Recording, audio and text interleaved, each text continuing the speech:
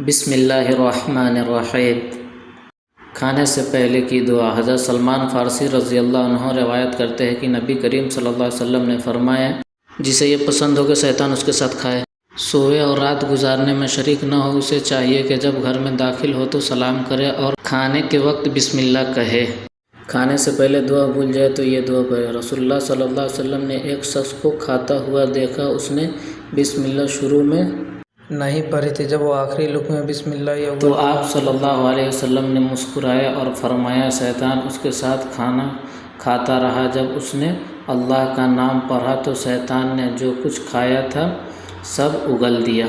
حضرت ابو سعید خدری رضی اللہ عنہ فرماتے ہیں کہ رسول اللہ صلی اللہ علیہ وسلم نے جب کھانا کھا کر فارغ ہوتے تو یہ دعا پڑھتے، الحمدللہ الذی اطعمنا وسقانا وجعلنا مسلمین۔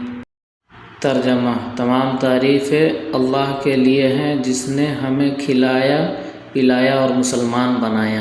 کھانے کی سنتیں: نمبر 1 دسترخوان بچھانا، نمبر 2 دونوں ہاتھ گٹوں تک دھونا، نمبر 3 ایک زانو یا 2 زانو بیٹھنا، نمبر 4 ٹیک لگا کر نہ کھانا، نمبر 5 کھانے سے پہلے کی دعا پڑھنا، نمبر 6 دائیں ہاتھ سے کھانا، نمبر 7 3 انگلیوں سے کھانا، نمبر 8 اپنے سامنے سے کھانا، نمبر 9 بہت زیادہ گرم نہ کھانا، نمبر 10 کھانے میں عیب نہ نکالنا، نمبر 11 اگر لقمہ گر جائے تو اٹھا کر کھا لینا، نمبر 12 برتن اور انگلیوں کو چاٹ کر صاف کرنا، نمبر 13 کھانے کے بعد کی دعا پڑھنا، نمبر 14 کھانے کے بعد ہاتھ دھونا اور کلی کرنا۔